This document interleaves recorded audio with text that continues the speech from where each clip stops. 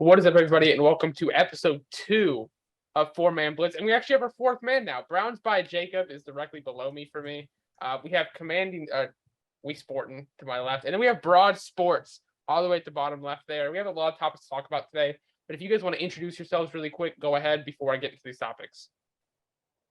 Well, let's let our fourth man formally introduce himself.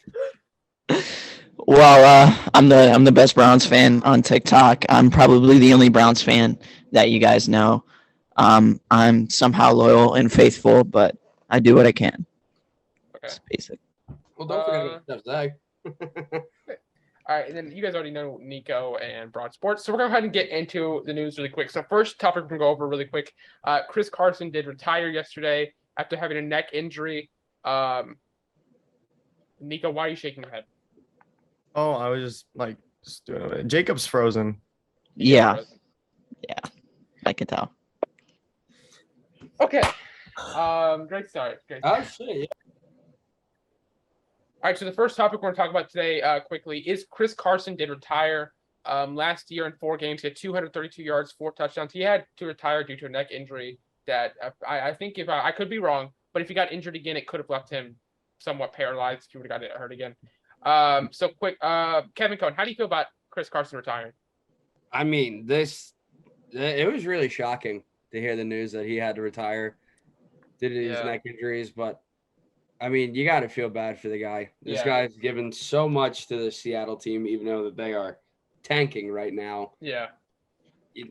I mean, there's just been so many running backs that their years. This is why a lot of people say that a lot of running backs, they don't last long in the NFL. Yeah. A lot of people were shocked because I believe the average for a running back is around like 9 years. And everyone I think was it's 7. shocked. Yeah, it's like 7 Yeah, to it's 9 about years. age 28. And I think everyone was shocked when Emmitt Smith, I think he was like 12 or 13 years in the league. But I mean, there's just been so many running backs that unfortunately have suffered career-ending injuries so early in their career. Like another prominent one that I think of from a few years ago was David Wilson for the New York Giants. I remember him being a beast at Virginia Tech, and then unfortunately suffered an injury, I believe, in 2014 that cut his career short. Yeah, you just got to feel bad for these guys in these type of predicaments. Yeah, agreed. So we're gonna move on to our next topic here. Okay, so let's go over Julio signing with Tampa. So I have a lot to talk about Julio. Obviously, a Titans fan. All right. So first off, we don't know. I could not find the money they gave him. I just saw 1 year. Did anyone see the money they gave him? I think it was $8 million. 8 million 1 year. 8 million. Okay. Fine. 6 million. 6 million. Okay. So 1 year, $6 million. Last year he had 31 receptions for 434 yards and 1 touchdown. He was 50th in route win rate, 39th in win rate versus man, and 50th in separation against man last year. His separation is not what it used to be. But he still has pretty good hands. So how do you think let's go Jacob. Let's go the new guy. How do you think Tom Brady could elevate Julio Jones back to somewhat of what he used to be? Well, we all saw what AB was to do in the time that he was playing in Tampa. Yeah. The biggest thing here is that Chris Godwin's coming off that torn ACL. We don't know if he's going to be ready for week 1. Mm-hmm. Mike Evans is still in the prime of his career. And then you got Russell Gage being brought in. You still got Scotty Miller. So I don't think we're going to see that Antonio Brown type role for Julio Jones, but I do think he's going to get more receptions, more yards than he did in Tennessee. He definitely deserved a lot more in Tennessee. He's going to see it there in Tampa. I mean, when you go from Tannehill to Brady, I mean, that's a big jump. So, okay, first off, I don't think as much as going from Tannehill to Brady, it's going from a super run-heavy offense to a air the ball out offense. I think that's going to be a bigger difference because Tannehill is an accurate quarterback, so it's not like it's. I know Tannehill's and Brady, but I'm just saying like it's a completely different offense. All right, Nico, talk about Julio Jones. I mean, kind of like what Jacob said. I mean, we've seen now once before that Tampa Bay is able to revive, I guess, old careers and make them look somewhat mediocre and maybe above average with Antonio Brown. But I don't know. I think the Julio signing is going to be really interesting because now they have 2 jump ball guys basically, and Mike Evans and Julio Jones, and which is going to be really interesting. And plus, then they have the 2 but the 2 number 2s and Gage and Chris Godwin, and it's gonna be really interesting. I mean, we haven't really seen Tom minus Mike Evans and I guess Randy Moss work with, a lot of guys who are, taller, like I guess not like taller, but jump ball kind of guys. I mean, yeah, Gronk too, but yeah, it's gonna be He's interesting. gone. Yeah, he's gonna be interesting. So finally, Kevin Cohn, how do you feel about Julio Jones signing with Tampa Bay Buccaneers?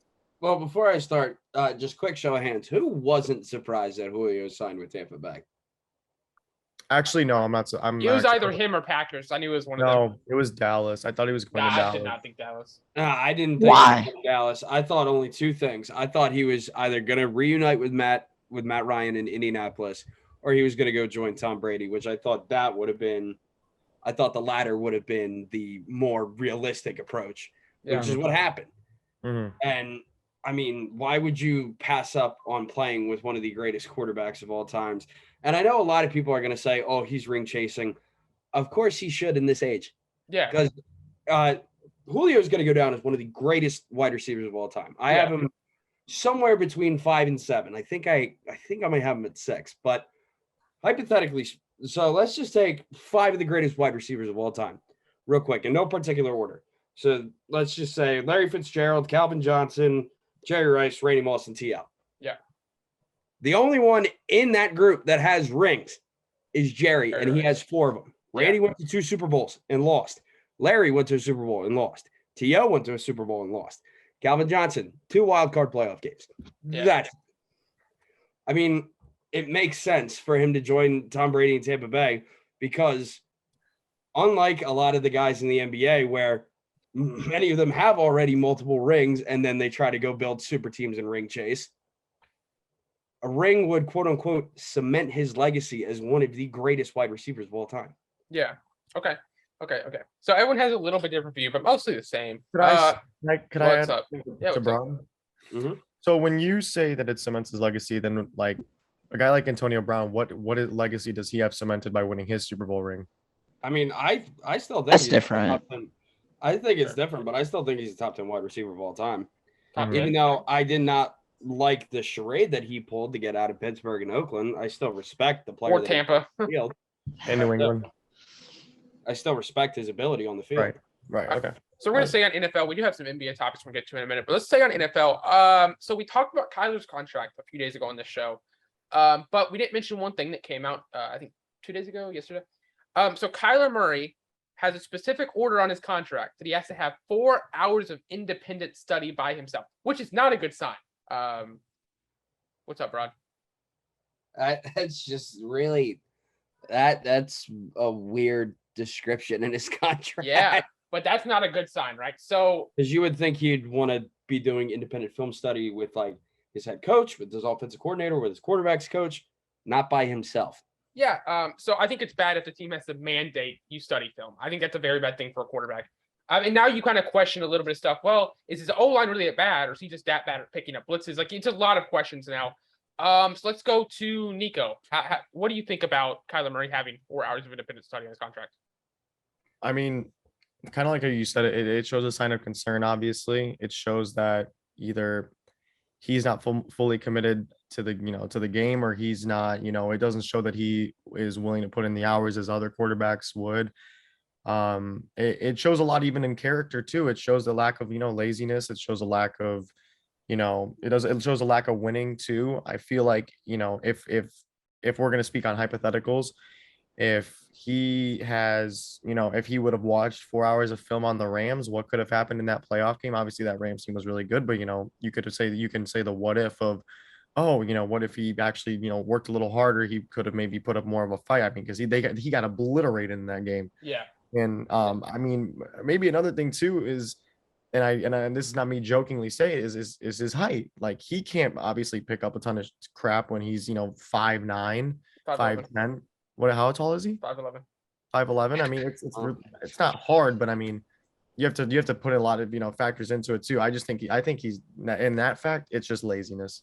Yeah, I think it's just a level of immaturity. When you give the reins to your whole franchise wasn't he like 20 when he came into the NFL? Yeah, I think so. I think he's. Yeah, I mean, when you give your whole reins, 24. There's learning curves. I mean, there's very big learning curves. I remember this for some reason, mainly because this was one of the first games that Jalen Hurts started. Was in Arizona against the Cardinals. Him and Jalen Hurts have the same birthday, but Kyler is a year older. So I think Hurts is 23, 24. So that means that Kyler's like 24, 25. Okay. So let's keep on NFL. So last night,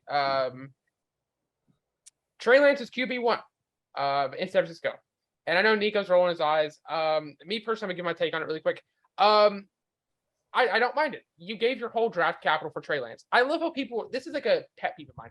People are all sitting here saying Trey Lance sucks. Trey Lance sucks. First off, we haven't seen the dude play other than 2 regular season games last year. Second off, he played in 6 and started 2 of them. You have a capable starter in Jimmy Garoppolo. So if Trey Lance is so bad, why is Kyle Shanahan first day of camp saying he's a starter? If he is so bad, because he's doing something wrong. All right, so Jacob, how do you feel about Trey Lance officially being QB1 off rip of training camp? So, I mean, it's not a shocker to see this. I mean, like you said, giving up that draft capital, you pretty much have to put him as a starter. So I don't think it means too much that he's doing good, or if it shows he's doing good at the start of training camp. It's just a bigger thing with Jimmy Garoppolo. Nobody really wants him. The only place you realistically look at is Seattle, and they're within their division. And then you look at other places like New York, they're still going to give Daniel Jones a chance. Maybe. Yeah, but with Marcus Mariota, then drafting Desmond Ridder, I mean, there's too many guys you're paying too much money for. I mean, the Browns have been thrown in the mix, but that's only going to happen if Deshaun gets a year, which is very unlikely at this point. So there's a lot of different POVs at it, but it makes sense. I hope he's doing well. It's definitely his year. I know Nico must not be happy with him or something. A lot of people are down on him, but he's a 3rd overall pick. I'm expecting big things. Nico, go ahead. All right, man. The Jimmy G slander needs to just stop, bro. Jimmy's average. He's good enough. That's all. Okay, I'm not gonna sit here and go and say on Jimmy G. He's good enough. You want to win a Super Bowl. Jimmy Garoppolo is not good enough. He's Jimmy G was one game away from the Super Bowl. How did he win it? No. Okay. Okay. He was in the Super Bowl. If you develop Trey Lance is making that pass to Emmanuel Sanders in the Super Bowl. Jimmy Garoppolo can't make that. He missed it in the Super Bowl. You want to know why people are the reason that the Jimmy G and no one wants him and all this crap is just because of his contract. Let's be real. If his contract wasn't as bad as it looked, I understand. But you can rework that. If his contract did not look as bad as it looked, you would see teams actually wanting to go and pay high to go and grab him because he's an average quarterback. Who wants him? Because if you trade draft, apparently they want something for Jimmy Garoppolo, something decent. Like they're not taking like a 7. If you trade something for Jimmy Garoppolo, you're now accepting you're going to be a mid-team. You're going to be an 8 and 9 team, right? Because Niners are a good team, right? Not every other team like the Niners. Not every other team has Kyle Shanahan as a head coach. So now if you get Jimmy Garoppolo, you are accepting your team is going to be in mediocrity for the next probably 4 years. Like, why would you get Jimmy G? You're going to hurt your draft capital, but not be good enough to do any playoff runs. So who cares? Yeah, it's just that case of if there's a team that's win now, I could see somebody trading for him halfway through the season if a QB goes down, but there's not much of a market for him, just like there was with Baker. All right, Kevin Cohn. I mean, what you were kind of saying with like the Trey Lance sucks, to me, that's like such a weird take because there's one guy that we all know on TikTok is Fantasy Football AZ. He explained, here's some top 5 takes that is guaranteed to piss you guys off. And his 5th take was that Trey Lance was severely overrated. And I was like kind of confused with it because I did some research into it. Compared to every other quarterback except for Trey Lance in his rookie class, not only played in double-digit games, but started double-digit games. Yeah. Trey Lance only played in 6 games, started in 2 of them. Zach Wilson played in 13, started in 13 because he had that injury. Mm-hmm. Trevor Lawrence played in 17, all 17. Mac Jones, including the wild card game, 18 and 18. Davis Mills, I believe, was 13 and 10. Yeah. Justin Fields, I believe, or actually 13 and 11. And I believe Justin Fields was 12 and 10. So to me, I don't understand that take when he's only started 2 games. Yeah. All right. Well, we're going to move on to our next topic now. Unless anyone has, Nico, do you have anything else to add about how Trey Lance is overrated? I just don't like Trey Lance. But why? Why? He was just not my favorite coming out of college, and he wasn't my favorite coming into the draft either. I think the Niners should have gone Mac Jones, and that's about it. At 3 though, at that time. I mean, at the time, he was being mentioned as the 3rd overall pick. There's like those rumors, but no one believes it was a that. smoke screen Yeah, or whatever. yeah, like you couldn't, like you don't move up to number 3. I will say this from Nico. In my mock draft, I did have Mac Jones going to San Francisco, and I actually had Trey Lance going to Carolina that year, but then he went to San Francisco, and then Mac Jones fell all the way to New England. All right, so now we're going to go to basketball, which we have not talked about yet. We're going to talk about NBA basketball. So there's a lot of news actually with the NBA recently. So first off, Kyrie says he's staying in Brooklyn, which isn't like, obviously we don't know for a fact. Nico's a Kyrie hater. I hope you guys know this. So who wants, let's do Nico. Yeah, Nico can talk about how Kyrie. Yeah, okay, let's just get right into this dude, Kyrie Irving. Okay, he's a gret player. He's a great player when he wants to play basketball. That's all I'm gonna say. I just think that sometimes he kind of makes life and basketball kind of collide together. And sometimes I feel like he is dedicated to the game, and then there's sometimes where I feel like he's not as dedicated to the game or whatnot. He's a phenomenal player. He's a top 3-4 point guard in the league when he actually plays. Him staying in Brooklyn though is going to be kind of interesting, because then if he stays in Brooklyn, then does KD stay in Brooklyn, or is KD going to dip out? I don't know. I think Kyrie Irving he's a good teammate. He's a really good player and whatnot. I just don't like, I think, like I say, he's a good player, but what I just don't like is how he makes life and all that stuff, and he involves it with basketball, and when it just should be about basketball and not be about anything else. That's the only reason why I'm not a big fan of him. But other than him being a player, great athlete. I have a few things. So first off, I do think that basketball players are human too. So if they want to involve their human life in their basketball life, that's fine. And second, we're going to shift off of Kyrie. I know it was just on. What's on? What's wrong? No, nothing. You were just like really loud in my ear. I'm sorry. Oh, that's okay.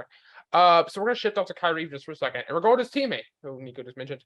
Kevin Durant is heavy rumored to go to the Boston Celtics. And most of it around KD or either Marcus Smart or Jaylen Brown. What's up? Or both. Jaylen Brown and Marcus Smart have been Brooklyn.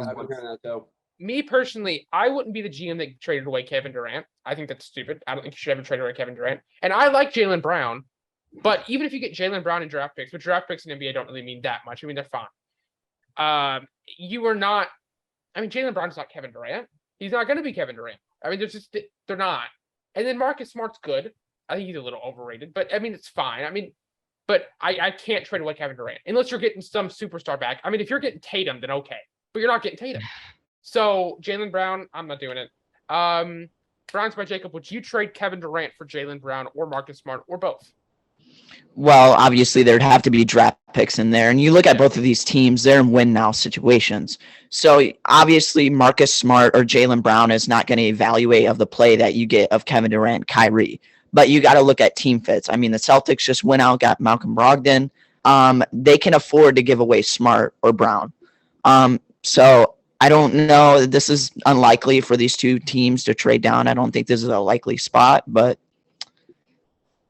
either way.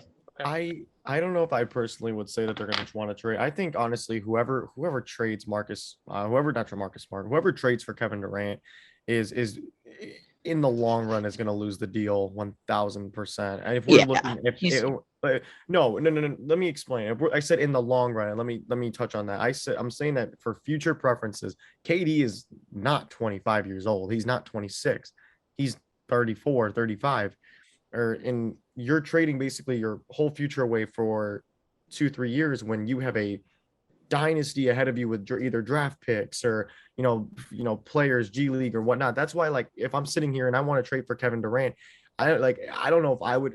I mean, obviously he's a hell of an athlete, but I don't know personally if I'm going to sit there and just give up my entire just draft capital and star players for a couple of years of Kevin Durant.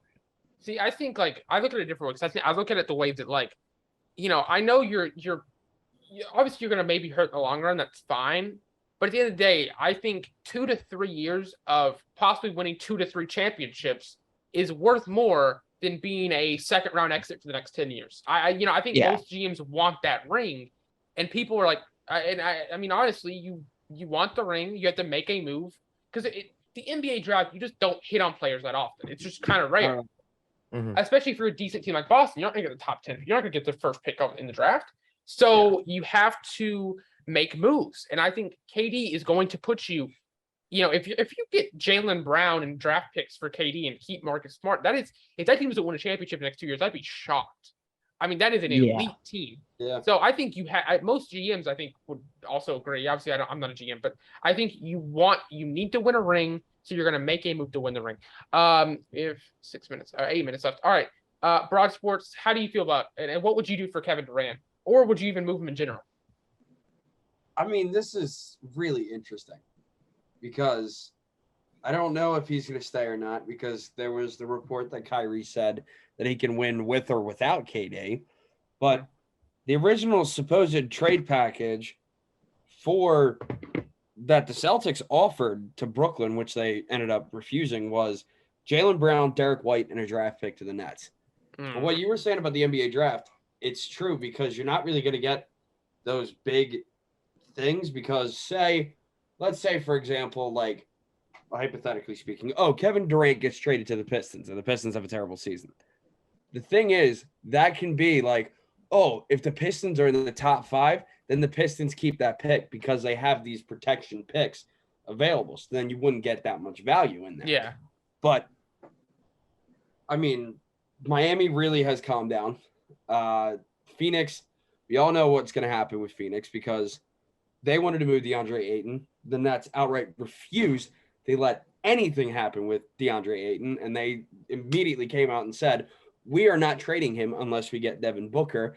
And the Suns, which I think is a smart move in their opinion, are saying, you are crazy. I'm not trading Devin Booker for Kevin Durant. But we'll just have to wait and see what happens because, like Nico said, he's not the young guy that he was earlier in his prime with Oklahoma City. Yeah, I agree. Okay. Considered one of the top basketball players in the world, who's kind of just butted heads with every single stop he's made since Oklahoma City. Because Golden State, butted heads. Brooklyn, butted heads. And then the narrative still goes on to continue that he's just ring chasing, because if he does go to Boston, then that narrative is just going to be cemented even further, because like 2016, lost the Warriors in the Western Conference Finals, went to go join the Warriors. That season, swept by the Celtics, goes to the Celtics. So that narrative would just be cemented even further if he goes to Boston. So I want to talk about some free agents in the NBA real quick. And one I'm very surprised about is, I didn't even know this, but Colin Sexton is still a free agent, which I find very surprising, because the free agents that are left, I mean, the two best free agents left after Colin Sexton is Montrezl Harrell and Blake Griffin. And I mean, Colin Sexton this year was down. This year he had a down year. 16 points a game, 2 assists a game, shooting 24% from 3. But if you go back to 2021, he had 23 points a game, 4 assists a game, and shot 35% from 3, which is fine. So why is Colin Sexton still free agent? Because he's a good, Nico can answer. Straight up, because he's coming off of an injury. He tore, I believe he tore his Achilles or ACL or something in the first couple of weeks of the NBA season. So no one is going to sit there, and I don't even think he's been cleared yet at this point. I haven't seen him even being cleared to play. So no one's going to sit here and pay the dude $30 million a year to a guy that's not even going to play. It's that simple. I think a team that I've heard because of the emergence of Darius Garland. Yeah, and I've heard a team like the Heat are maybe going to sign him, but the Heat are supposed to get the whole. I don't even know. Donovan Mitchell and Kevin Durant. We'll see. Yeah, I mean, Heat fans are always saying they're going to get someone crazy, but I think at the end of the day, I understand he's injured, but at the same time, apparently the Cavs, according to this, Cavs are still the front runners to get it. Cavs are still in talks with Colin Sexton to bring him back, which is a little interesting thing. You have Darius Garland there. They have Sexton play shooting guard. I know, but I'm saying Darius Garland pretty much, he outplayed Colin Sexton. So it's just interesting to bring him back. But I do think it's interesting because I know he's injured. I get that. But at the same time, you think what he is. How often now, it's 2022, right? How often now is a torn Achilles completely killing a player's career? Not that often. So I understand not paying him as much, but you still think someone throw him an offer, because if he's healthy, he's a pretty good player. I mean, that's not. He's not a bench warmer. Basketball, no, but in like football, a torn Achilles that can set you back years. Sure, but obviously we're talking basketball, right? So that's over the NBA free agents. So NFL free agents, actually some good ones left. So we have Anthony Barr first. I know Nico's been very big on Anthony Barr going to Washington. Even though Anthony Barr's been a little worse since his first few years in the NFL, but he's still a decent linebacker, pass coverage wise. Anything's better than Jamin Davis. Jamin Davis, another day.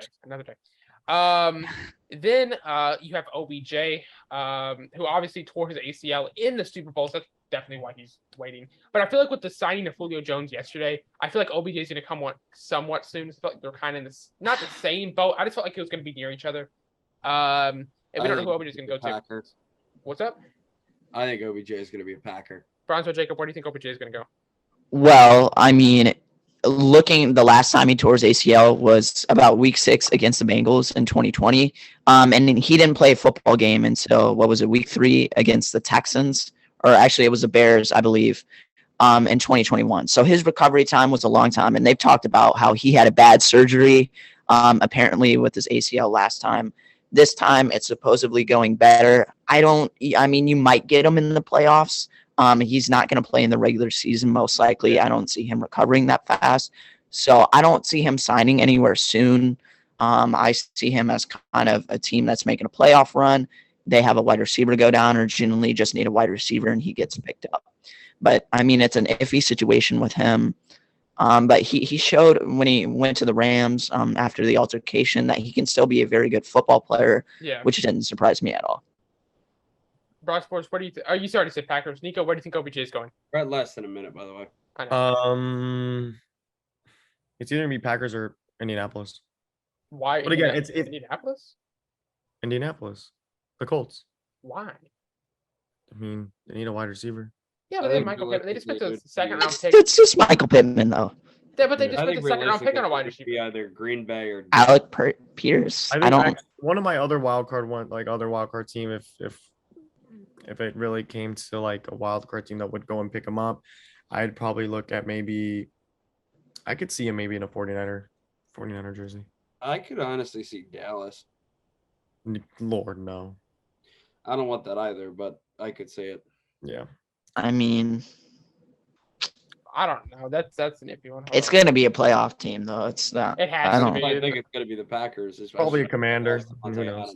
He's not going to get. That's not a playoff team. So shut up. You're like fighting for a top 10 draft pick at that point. We wrapping it up. All right, guys. I hope you enjoyed the second episode of 4-Man Blitz. We will see you guys next episode.